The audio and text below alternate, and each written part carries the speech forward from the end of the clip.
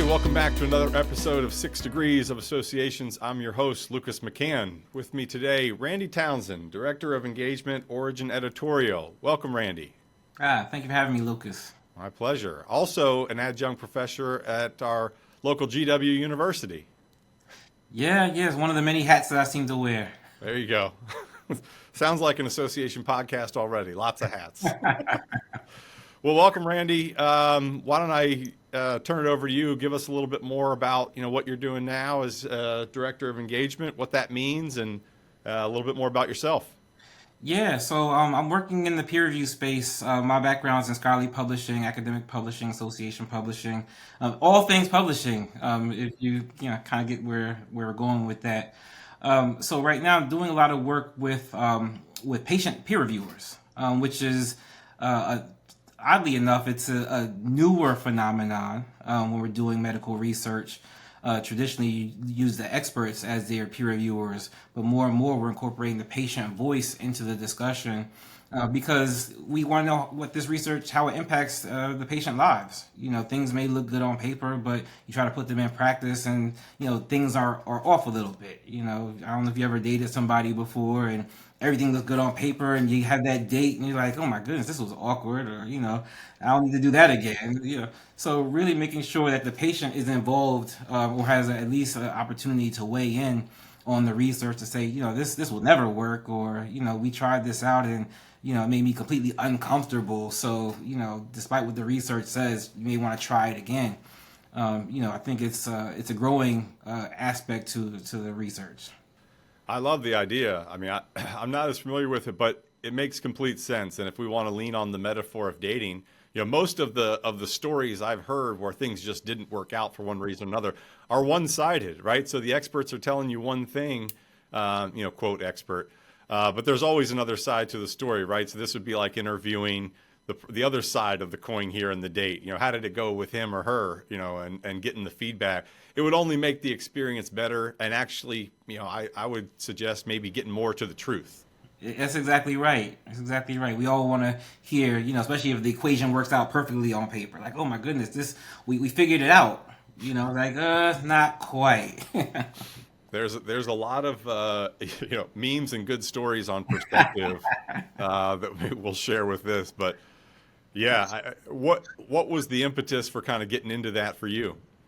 Yeah, it was one of those things where it's almost like dumb luck. I think, it's funny. I look back at a lot of my career and it's dumb luck. I just happened to be the right place at the right time having these conversations. So, I've always been curious about conversations about the industry and every aspect of it.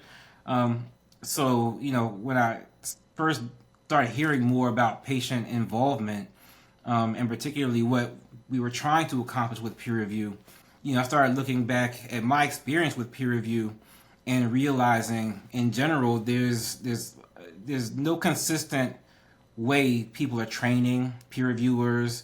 The experiences were kind of all over the place.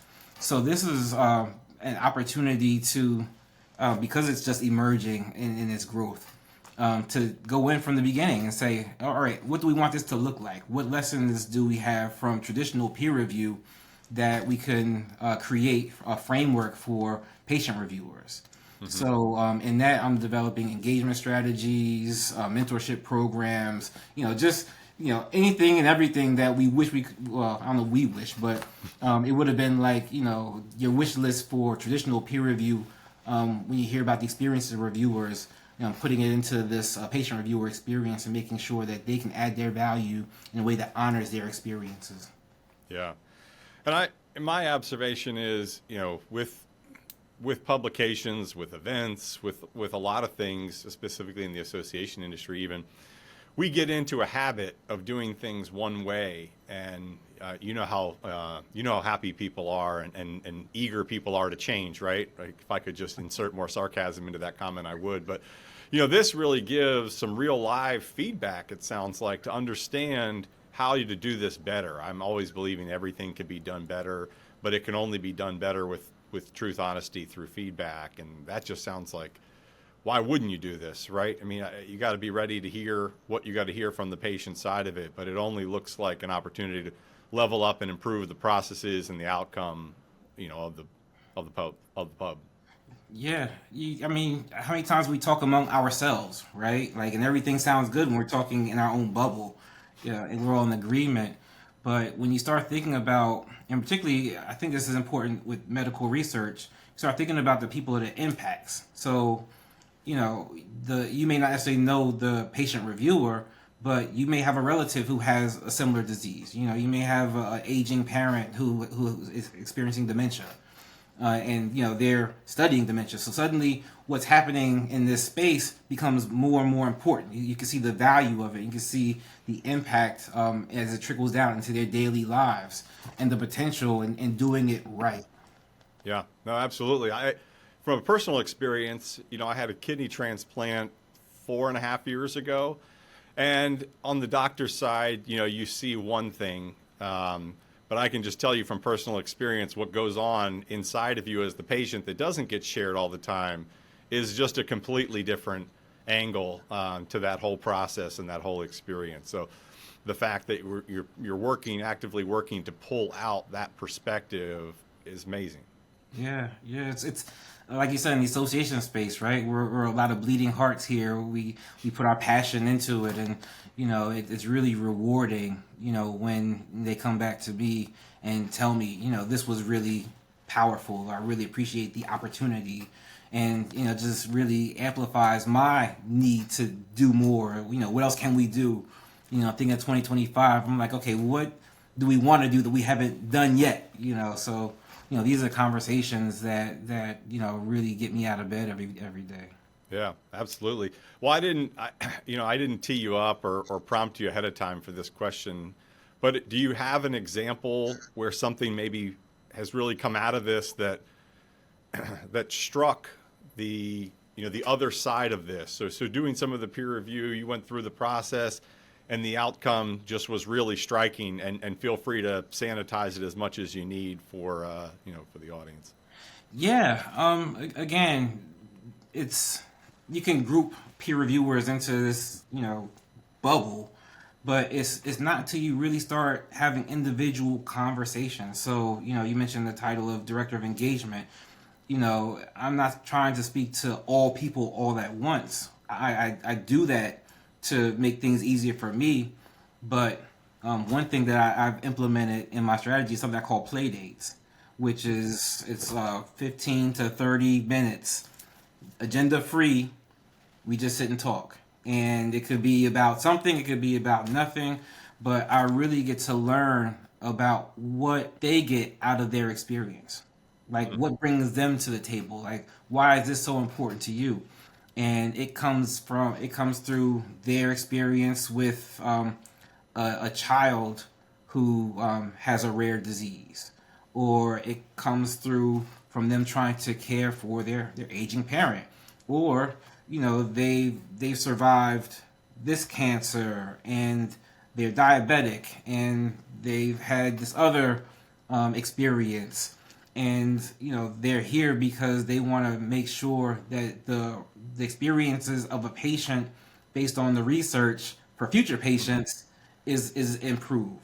So their work, when they come to me, they're coming with their hearts on their sleeves and their passion, and it makes me again go back to, okay, when I'm designing this program, I've got to make sure they're not motivated by money, which a lot of us aren't, right? Right. They really want to make sure their lived experience has value in what comes next out of the research. So, connecting that experience to the people doing the research and making sure that it all connects, and that we're having these conversations not among ourselves but together, integrated, to influence a better outcome. I think that may speak to your question. Yeah, no, absolutely. And as you're talking, I'm thinking about, you're not a therapist, but there's something that I would imagine on the patient side of this that would be therapeutic, so to speak, about getting to what is the root cause. Because even as a patient, they may think on the surface, this is my motivation intent, but through that play date, by the way, I'm going to steal that. These are now going to be called play dates of association, 6 degrees of association play dates. These are no longer interviews. I love that. But through that, continuous conversation, you ask a couple of questions, sometimes the same question, well, why? And they give you an answer, Yeah. well, one more time, why? Why that? And you could really get to some deep levels with folks. Yeah, and it breaks down walls because if someone can be so honest and vulnerable with me, then that professional wall where you want to keep your professional bearings and be stiff upper lip and all of that is like, well, wait a second, I was just speaking with my father who went through colon cancer and prostate cancer, and he had a similar experience to the person I'm speaking with. So suddenly it's like that that stiff upper lip has to come down. And wait a minute, we're talking as individuals who yes, we're strong and we do bring our best selves, but we can also be vulnerable and we can trust each other with these most vulnerable pieces of ourselves to really get to that why that again, you have to ask that 5 or 6 times to Yeah. get to that really that pressure point. These conversations, they just melt away in this you're real people. Yeah. Well, it takes a specific talent to build that much trust in that short of a time period, right? If you're talking 15 to 30 minutes, some people got pretty tall walls to break down there in a very short amount of time. But if you can get there, there's usually the higher the wall, the more meaningful it is on the other side of that breakdown. Yeah, yeah. So far, no one's throwing a virtual egg at me or potato, tomato, anything like that. Not in your We're having face. some, Yeah. yeah, yeah, we're having some really um, powerful and meaningful conversations. And again, every time I go back and put pen to paper, thinking about a program or wording, a communication I need to send out, it's under extreme care and out of respect. And Yeah. I always admit too. Listen, I'm human. I put my foot in my mouth sometimes. I get it wrong, but I expose those vulnerabilities. These are the things that you'll get from me, but you'll also get my sincere commitment. My honesty. I'll admit when I'm wrong. I'll admit if I said something, inappropriately or incorrectly, or the intent wasn't just it didn't match what actually came out. As long as I'm vulnerable Hmm. and consistent, it seems like it's well received because the things they're sharing with me, it's really really personal. Yeah. Well, building that connection, I think, gives people a new level of trust and a new bar of integrity for the publication itself, knowing that it was built on a foundation of that conversation from both sides, where you don't always get this. And if I take us in a different direction here for a second, I mentioned for the show I would really love to hear your thoughts and your career in publications. You spent a long time working with this and the ethical and integrity aspects of publications, right? We're inundated with information all the time, whether social information, social media information, magazines, news. How do we, without knowing that there's been sort of your thoughtful playdate foundation to it, how can we as consumers look at that and feel the same level of trust, right? Because you could go in there and today's wealth building society, and there's a lot of money going around, and sometimes they're simply purchased for influence. Now, you can purchase influence now. You can buy it. You can buy power. You can buy praise.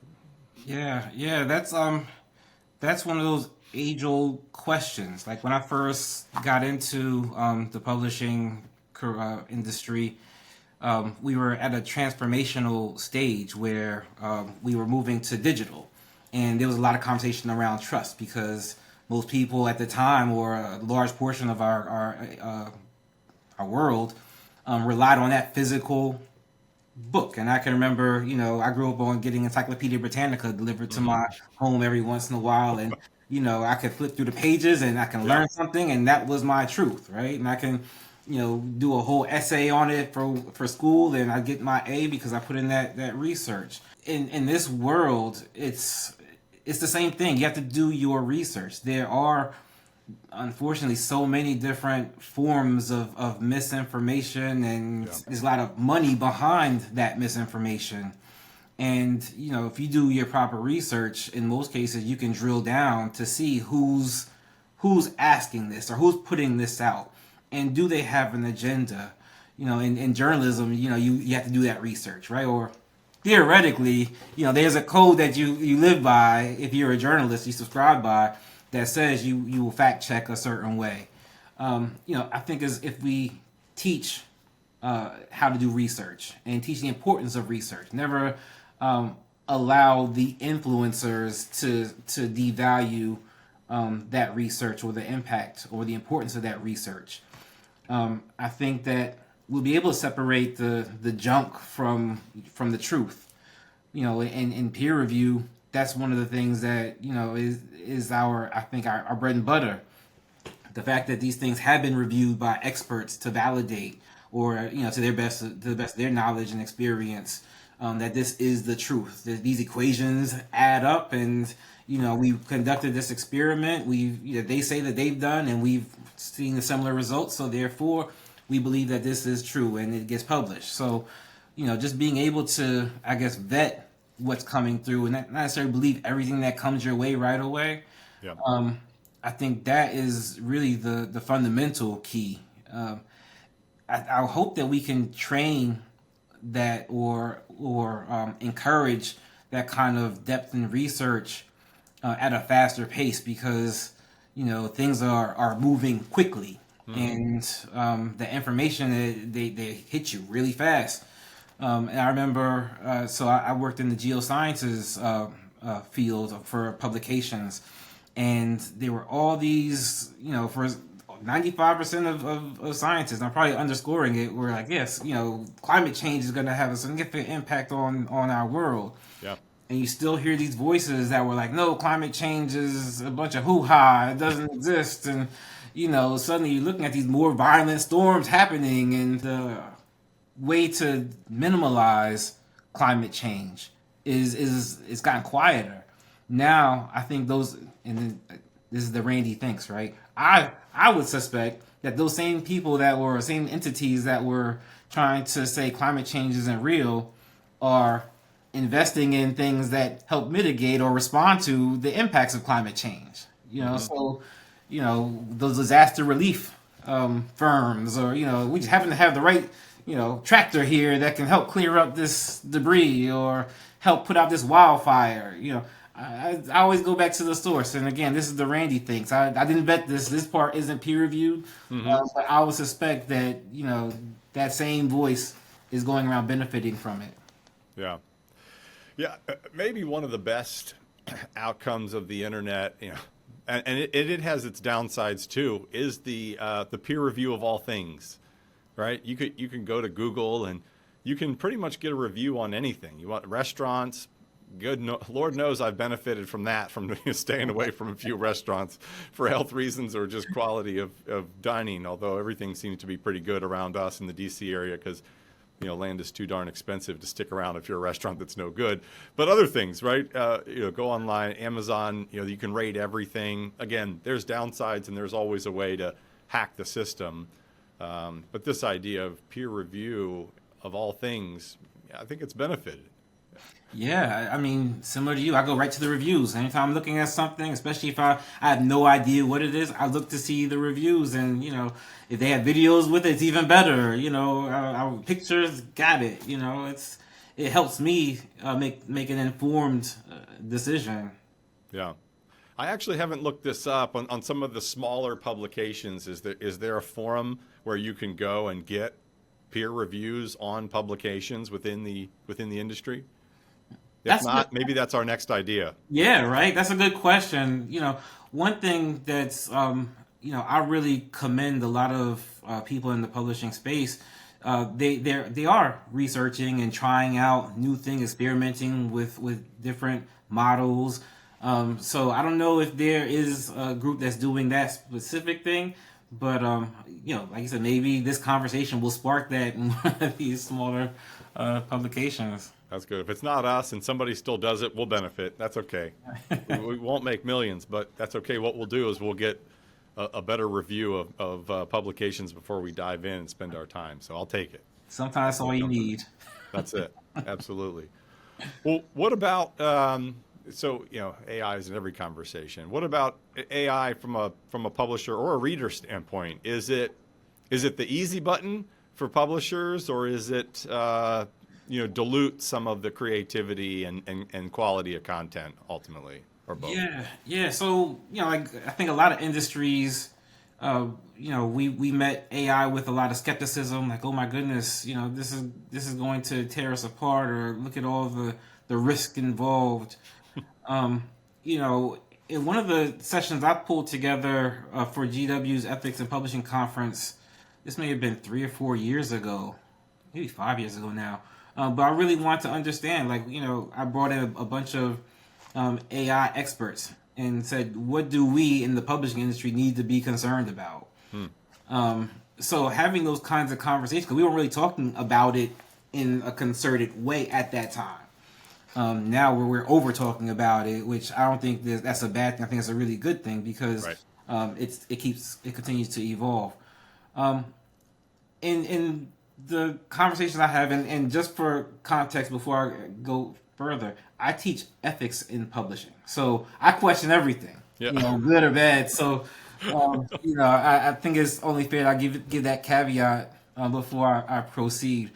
One of the biggest things that we need to overcome is the idea that people are no longer necessary in the process because AI is going to eliminate the need for people. Hmm. Every single conversation that I've observed and been a part of highlights the need for human participation. Hmm. So the robots aren't going to take us over just yet. Um, Now, it's also commonly referred to as a tool. And if we look at it as a tool that can help us, we need to identify what help we need.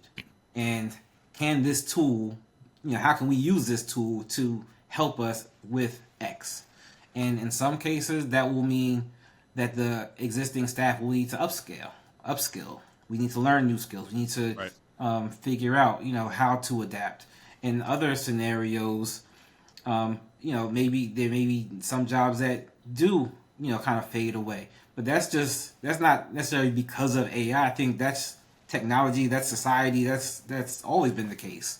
So, determining how it can help us with a workflow or how it can help us identify um, potential misinformation, right? Hmm. Like how can we leverage this tool to solve this problem? How can it help me deliver a better experience to patient reviewers? How can it help me identify whether this paper has been plagiarized or not? You start drilling down to, like you said, drill down the whys, right? You start drilling down to what do I need specifically, and that may be different for different publishers of size, different publishers of discipline. So there's a lot of questions we need to have, and a lot of opportunities that exist as long as we're asking those questions and working with the people that can provide the solutions. Yeah. You have to have questions. I generally people, as you said, people fall in the camp of this is going to take all our jobs, or this is the greatest thing since sliced bread, and maybe the answer is probably somewhere in the middle. I also really like the re-emphasis that it is just that it's a tool.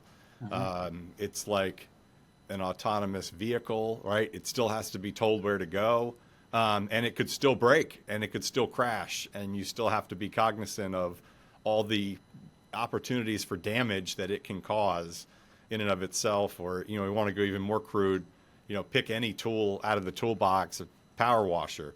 You Yeah. still have to set it to how powerful you want to be. You got to point it, you got to turn it on, and you got to tell it when to stop. But it is something on the tech side that's maybe more powerful than we've seen to date, and also it can be used for good, or it can be used for harm, right? Yeah, yeah, absolutely. I think, the more we start putting up our own guardrails for it, like what do we not want this to do? We spend in the publishing world, we spend a lot of time discussing whether or not it can be an author. And, What's we the all, answer, Randy? yeah, so it's funny because it depends. Yeah. And if you're talking about peer reviewed content, then the answer is overwhelmingly no right now. Hmm. But if you go to Amazon and look in their bookstore, there's hundreds of books authored by artificial intelligence. So, I can't say it's an absolute no, it cannot be an author if Amazon is showing me that yes, it can be an author. So we need to figure out, okay, so what are we talking about specifically? If we're talking about the scientific literature, then no, it should not be an author right now. No, agreed. I could see that. I hadn't thought about, hey, I'm going into the bookstore and I might be pulling something off that was completely written by a computer.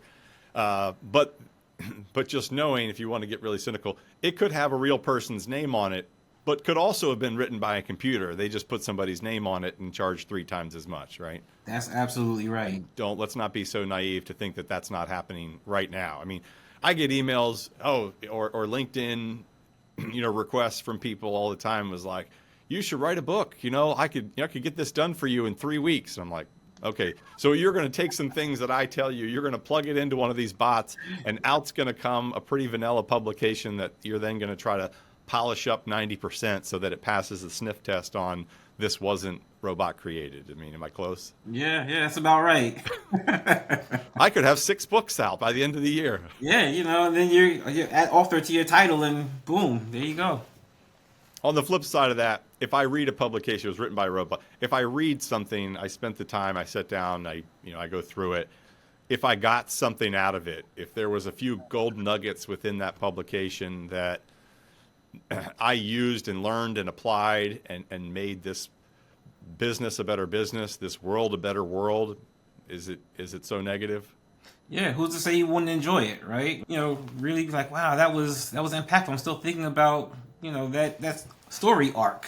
Yeah, absolutely. Well, switching gears again, I'm doing my research here before we jumped on. You yourself are a member of a lot of associations. This is the 6 Degrees of Associations podcast.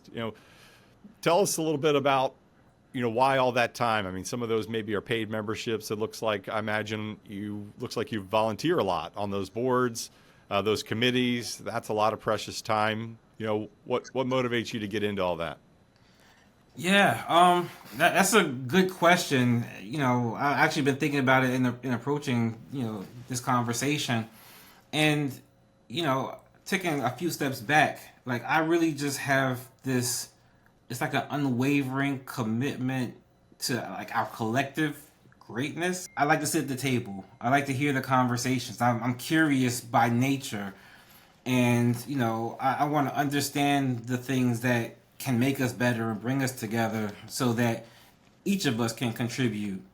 Like, everyone can contribute our skills and our talents and our abilities and our knowledge in a way that allows us to have some of these difficult conversations around AI or, what does the future look like? There are things that they're there to pull us apart or undermine us. Like you said, misinformation, right? That's just an example. Things trying to deny or oppress, whether it's institutional or social or political or professional. I want to make sure that we're fortified and that our mental and emotional resilience is held together in a way that allows us to all fully engage. So, my participation to these conversations, which I think are all fascinating. Mm-hmm. I'm quick to join a committee because I want, I'm interested in what they're talking about or what they're trying to accomplish, and I want to see how I can contribute, how I can roll up my sleeves. Maybe I'm just gonna walk away learning something from the smarter people in the room, and that's my takeaway. I'm happy to have that. Yeah, we're just getting to know each other, Randy. I feel like maybe we're kindred spirits in that regard.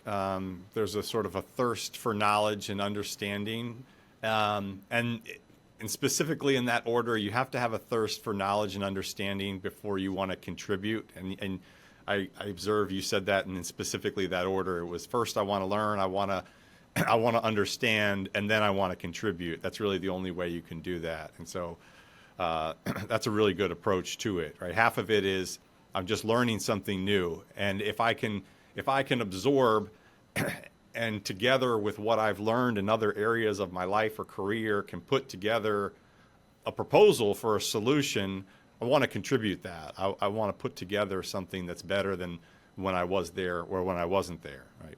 Yeah, absolutely.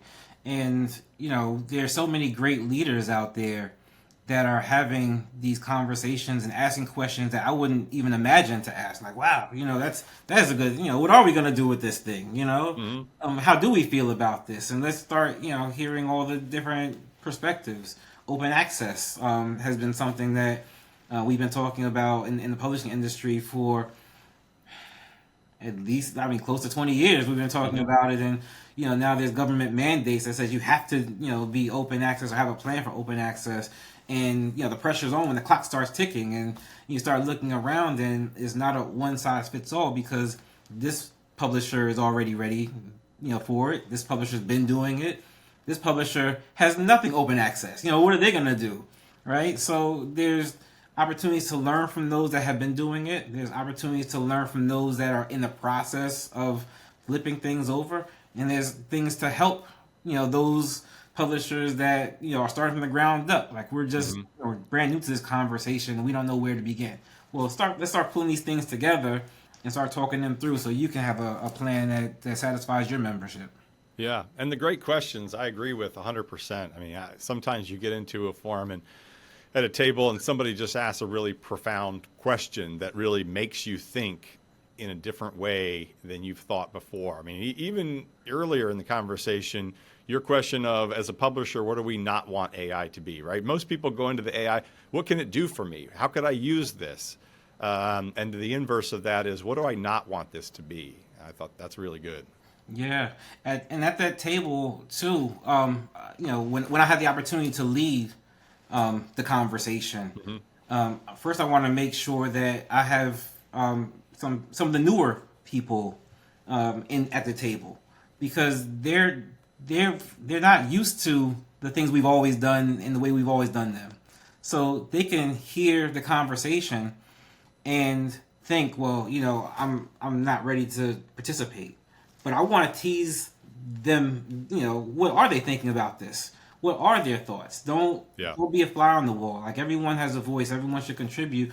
And I want to hear from them, because they can add probably even more value sometimes to the conversation than some of us who've been around the block for a decade or two, and think that we have a good hold on it. But they can really bring something new to us. Like, what, none of us had thought about that. So let's change the discussion a little bit more. Yeah, and the best in my experience are not just the tables where you're sitting at where everybody's telling you that it went really, really well. If you do this, you're gonna hit a home run. It's, hey, let's get really vulnerable and let me show you all my scars from the times that I fell. And if when you can collectively work from that pool of wisdom, you could avoid a lot of accidents in the future. Yeah, absolutely. The more we talk about failure as not a bad thing, you can learn from those mistakes. I've learned more from my mistakes than I ever had from telling me, "Hey, Randy, great job." It's good to hear. It strokes my ego a little bit, and I'll take that. But I really want to know, how can I get better? What can we do differently? We had an impact, but what opportunities did we miss in what we did? Yeah. Well, and speaking of something that is, part of being vulnerable in a difficult conversation, you have a personal passion for mental health awareness. Tell us a little bit about what you're doing there and maybe why. Yeah, so I was approaching my term as president for the Society for Scholarly Publishing, and a friend of mine, not really a friend of mine, it was a friend of me, honestly. We grew up and we were always in the same spaces, and we just like oil and we just hate each other, right? Like, we had the same friends, but when he and I got together, it's just like the tension was there, right? But there was always still this respect. We just, but he was going through some things, and this is like, I knew him since we were kids, and he was having a really hard time, and he actually ended up taking his life through completed suicide after spiraling through depression, substance abuse, a few other things. Another friend of mine, childhood friend, lost his brother and his son 6 months apart, both to completed suicide. So, I'm watching my people I'm connected to going through these things and wondering, like, what did they miss? How do we miss these signs? People that were around them all the time. I spoke to my friend, and he said that he missed the signs first of his brother, and then as he was grieving, his family were grieving, they were grieving separately, and they didn't like wrap their arms around his son, who was also didn't know how to process things. He was really close to his uncle that ended up taking his life. So those are extreme situations that were on my mind as I was thinking about leading this organization. And I started thinking about a lot of conversations I was having with my colleagues in different publishing spaces, and some of the things they were dealing with, back from COVID, but we're still like in COVID shock, right? We're still working in this dispersed world where we're not coming together in an office and having water cooler time and team building exercises in person. Right.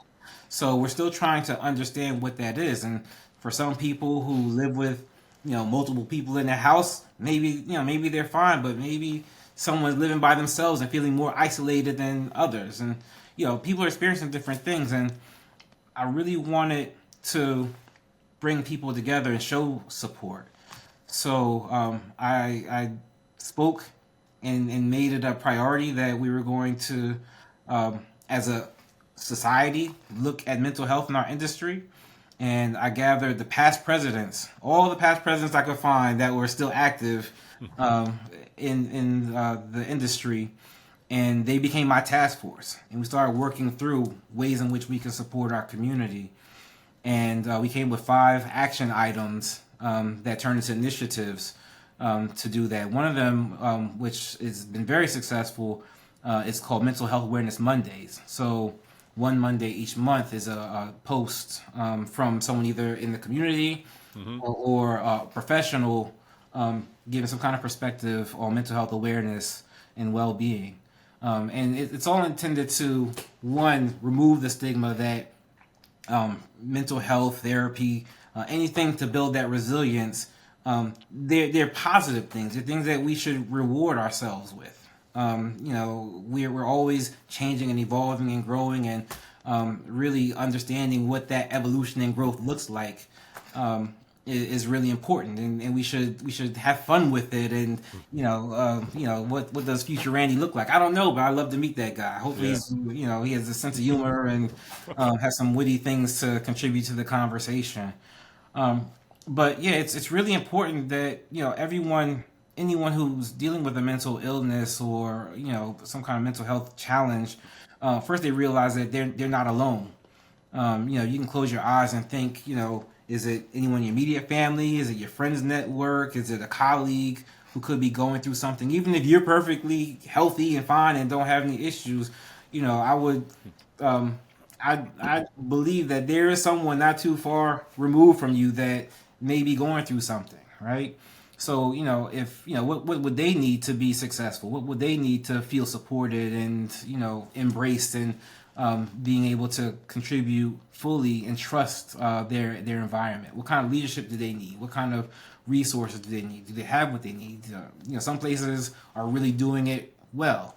Other places can learn from those places. So these conversations, bringing them to the light has been a real passion of mine. Yeah. I can hear it. I can feel the passion. I can also tell you, future Randy, I'm sure, has a sense of humor and brings witty parts to the conversation. I've already learned that. But it's real. One of the best things that I heard somebody explain is mental health is a spectrum like anything else, and you can slide up and down. We're all on this spectrum somewhere, and it can change day to day, right? You can be towards, quote, the better half of that, but you can slide quickly, and if you stay down long enough below a point, it's a real serious place to be, and you have to have people around you. And the water cooler sort of aspect of being in person, a lot of people go, well, that's good. We're being more efficient by not having the water coolers. What we're also not doing, though, is building trust with each other, because that's where you'd share real personal things about that are going on in your lives. Like, that's where you'd pick it up. And it was difficult to pick up, who might be struggling with mental illness in person. Imagine how much more difficult it is to, one, build the trust and have the conversation and pick up the signs in a virtual setting. And so it doesn't surprise me that this has become a more serious impact, or has had a more serious negative impact on our culture and society. And I just want to say I'm really appreciative that you're putting that task force together into something you're tackling. Thank you, thank you. It's funny. I was doing. I gave a webinar about 2 weeks ago, and in preparation for it, the research shows that a lot of companies are relying on their people managers to solve the mental health issues of their team members. And I did a straw poll, like how many people managers here knew that, and how many people managers feel as though they have the resources or the training to support their team members, or feel support themselves. Because do you have the promotional opportunities that you would like as well? Like you're a people manager. Do you always want to be a people manager? Or do you want to elevate? Do you want to be promoted? And are you given those opportunities? What are your barriers too? So yeah, shockingly, they weren't aware, and some of them had some resources, but that conversation, they've never been included in that conversation. Yeah.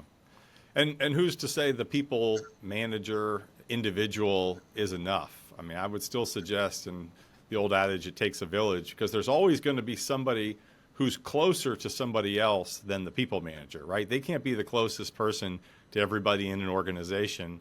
So there's typically somebody else within the organization who's closer to the person who's struggling than the people manager. And so really the people manager has to be the one equipping others to, and exponentially branching out to be the resource for identifying and supporting. Yeah.